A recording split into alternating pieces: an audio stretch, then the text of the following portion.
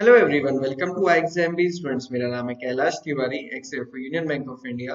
तो दोस्तों, APEDA assistant manager assistant general manager की जो रिक्रूटमेंट का नोटिफिकेशन आया हुआ है, उसके रिगार्डिंग जो हमारे मॉक टेस्ट हैं वो हमने अपनी वेबसाइट पे ऑलरेडी लाइव कर चुके हैं। आप हमारी वेबसाइट को विजिट करके मॉक टेस्ट अटेम्प्ट कर सकते हैं। ओके, अपनी आज की इस वीडियो में हम डिस्कस करने वाले हैं जो टॉपिक एपिडा का है। एपिडा एंड एक्सपोर्ट करके वहां पे मेंशन है एग्जामिनेशन शेड्यूल में। तो उसके अंदर आपको क्या क्या पढ़ना है, कौन से इंपॉर्टेंट टॉपिक है, कहाँ से ज्यादा क्वेश्चन बन सकते हैं, ये आज हम डिस्कस करेंगे। इससे पहले अगर आपको किसी भी स्टडी प्लान या फिर जो सोर्सेज हमने डिस्कस किए थे वो डिटेल में अपनी प्रीवियस वीडियो में डिस्कस किए थे, आप उस वीडियो को देख सकते हैं। इसके अलावा हमने कुछ कुछ कंटेंट से रिगार्डिंग वीडियो शुरू की हैं, जैसे overview of APEDA and APEDA के फंक्शंस, वो आप इस वीडियो में देख सकते हैं। वो आपको नीचे डिस्क्रिप्शन बॉक्स में लिंक मिल जाएंगे।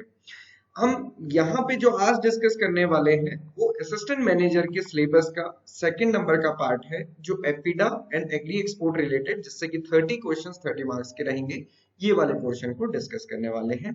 सिमिलरली अगर आप देखेंगे एजीएम का, तो पूरा जो पेपर 2 है वो पूरा का पूरा एपिडा एंड एपिडा से रिलेटेड फॉरेन ट्रेड पॉलिसी और इससे रिलेटेड ही है। तो ये वाले पार्ट के लिए इंपॉर्टेंट रहने वाला है।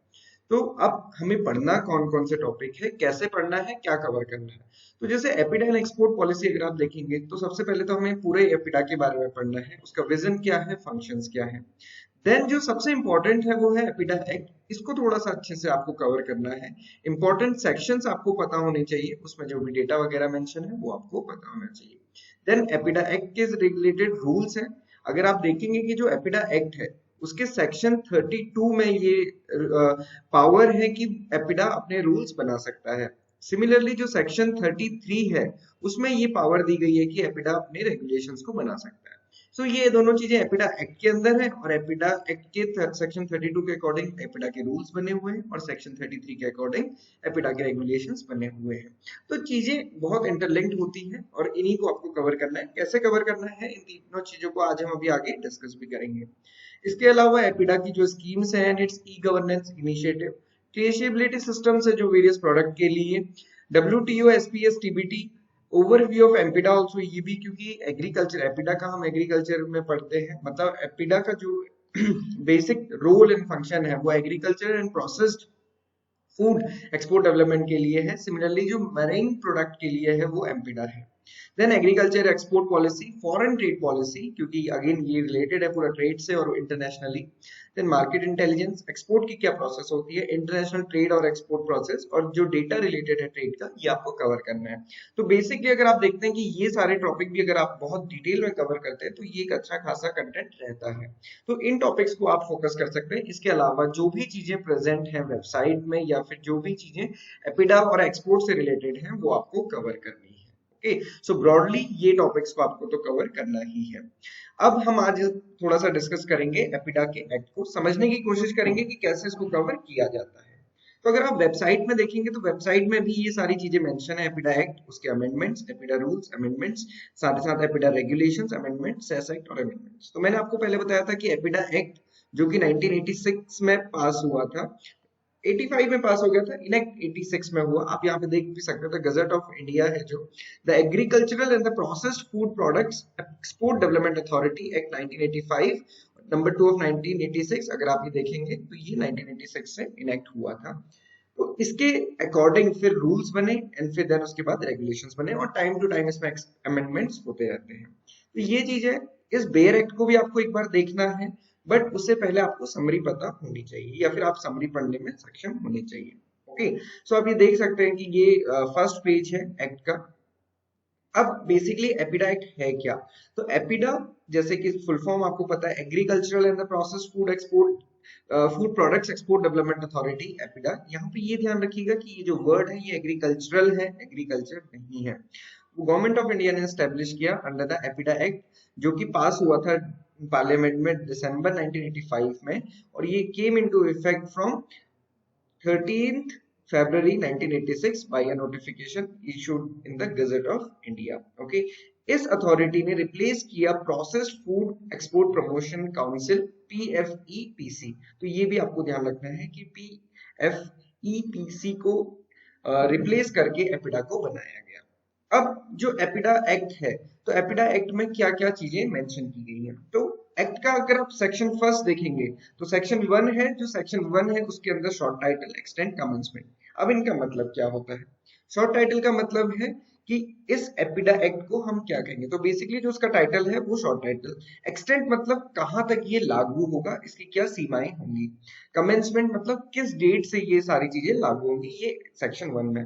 सेक्शन 2 में सारी डेफिनेशंस मेंशन की गई है।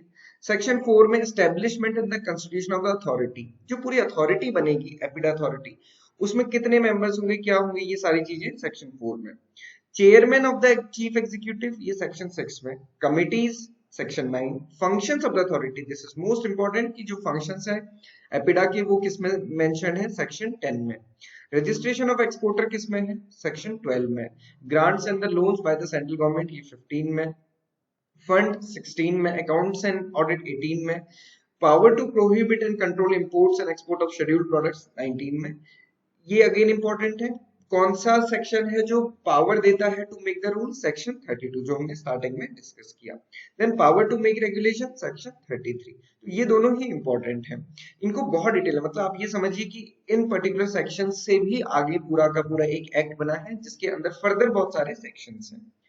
तो इंडिविजुअली सेक्शंस को देखिए तो सबसे पहले हम डिस्कस करेंगे सेक्शन 2, जिसमें की डेफिनेशंस आती हैं। तो डेफिनेशंस में जैसे देखिए अथॉरिटी का मतलब क्या रहेगा, अथॉरिटी मतलब APEDA authority established under the section 4। तो सेक्शन 4 के अंदर जो एपिडा अथॉरिटी एस्टैब्लिश की गई है उसको हम अथॉरिटी बोलेंगे, मतलब authority will be the common word for the APEDA. Okay.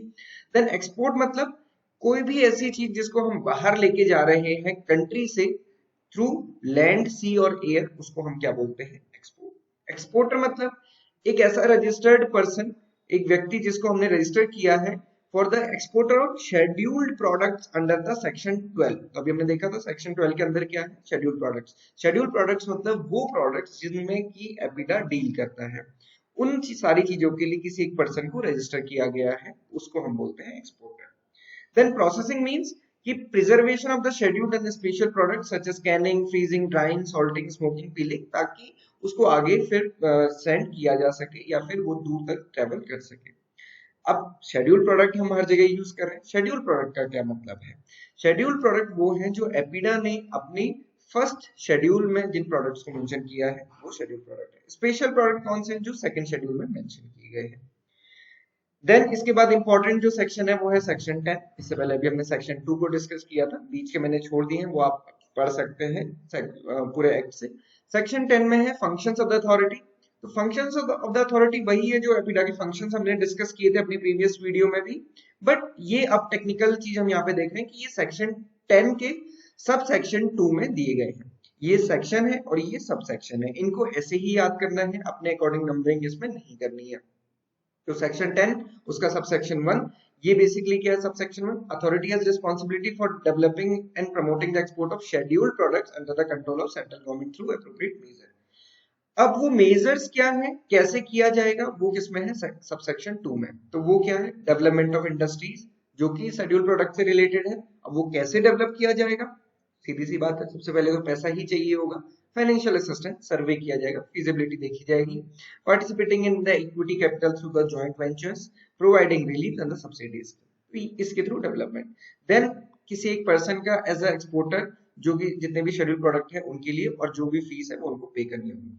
Fixing the standards and the specification product का, सो दैट कि उसको इजीली एक्सपोर्ट किया जा सके, और वो कैसा होगा, अकॉर्डिंग टू द जो भी रेगुलेटरी फ्रेमवर्क है उसके थ्रू, और जो भी डिमांड्स होती हैं दूसरी कंट्रीज।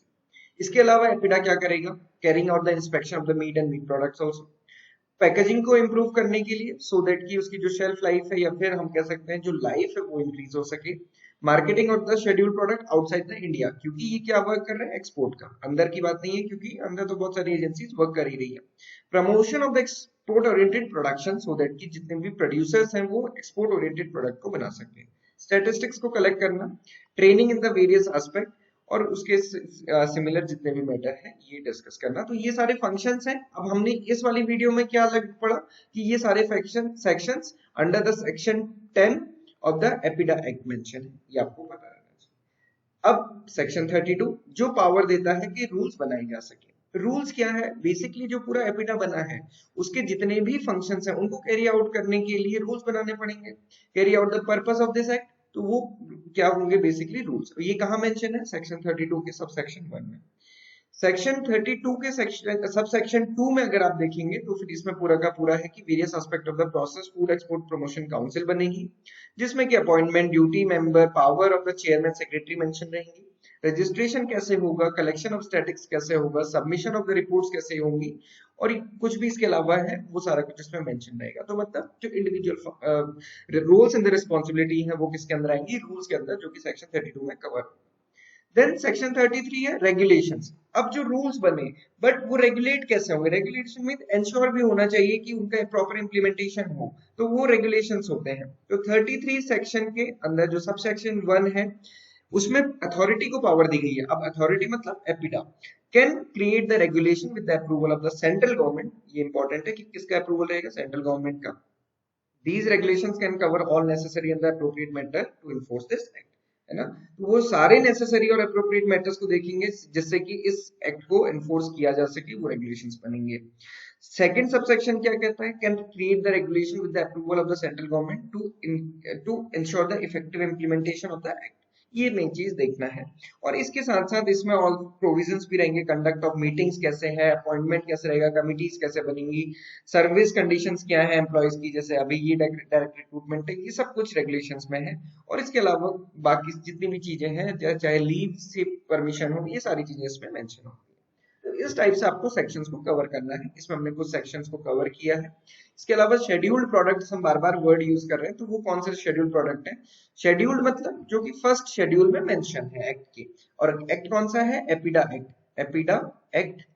APEDA act 1986। ओके, अब इसमें आप देखेंगे जब ये एक्ट आया था तब 14 शेड्यूल प्रोडक्ट्स थे, उसके बाद 3 अमेंडमेंट्स होके अभी आज के टाइम पे जो टोटल है 17 प्रोडक्ट है, जिसमें कि fruit, vegetable and their product, meat and meat products, poultry and poultry products, dairy product, confectionery biscuit and the bakery, honey, jaggery, sugar, cocoa and its products, chocolates of all kinds, alcoholic and the non alcoholic, cereal products, cashew nuts, groundnut, peanuts, walnuts, pickles, chutney and papad, guar gum, floriculture and the floriculture products, herbal and medicinal plants. इसके अलावा आप देखेंगे ये 3 amendment हुई, जिससे कि इसमें green pepper brine को ऐड किया गया, डी ऑयल्ड राइस ब्रांड को ऐड किया गया, cashew nut and its product को ऐड किया गया। और बासमती राइस है वो एक स्पेशल प्रोडक्ट है, और ये स्पेशल प्रोडक्ट है सेकंड शेड्यूल के अंदर, ये फर्स्ट शेड्यूल में। ओके, तो ये चीज आपको ध्यान रखनी है। इतनी सारी चीजों को कवर करते हैं। इसके अलावा थोड़ा डिटेल में एक्ट को पढ़ सकते हैं। कोई भी चीज आपको और लगती है तो आप हमसे कमेंट बॉक्स में डिस्कस कर सकते हैं, या आप कनेक्ट कर सकते हैं। मॉक टेस्ट जरूर दीजिए, पेपर को समझिए और प्रिपरेशन बहुत अच्छे से कीजिए। ये एक बहुत अच्छा चांस है। हमारे पास दोनों ही कोर्सेज हैं, एजीएम का भी, असिस्टेंट मैनेजर का भी, जिसमें कि हम आपको स्टडी नोट्स, प्रैक्टिस टेस्ट, उसके साथ साथ शॉर्ट एंड क्रिस्प वीडियोस और इंटरव्यू गाइडेंस, क्योंकि एजीएम में रहेगा तो वहां वो भी रहेगी। असिस्टेंट मैनेजर में डिस्क्रिप्टिव इंग्लिश का पूरा पोर्शन रहेगा, और मॉक टेस्ट तो सारे दोनों में ही रहेंगे। तो ये भी आप देख सकते हैं, डेमो आप देख सकते हैं। उसके बाद किसी भी क्वेरी के लिए आप यहाँ पे हमें कनेक्ट कर सकते हैं। This is all for today. Thank you for watching this video and have a great day ahead.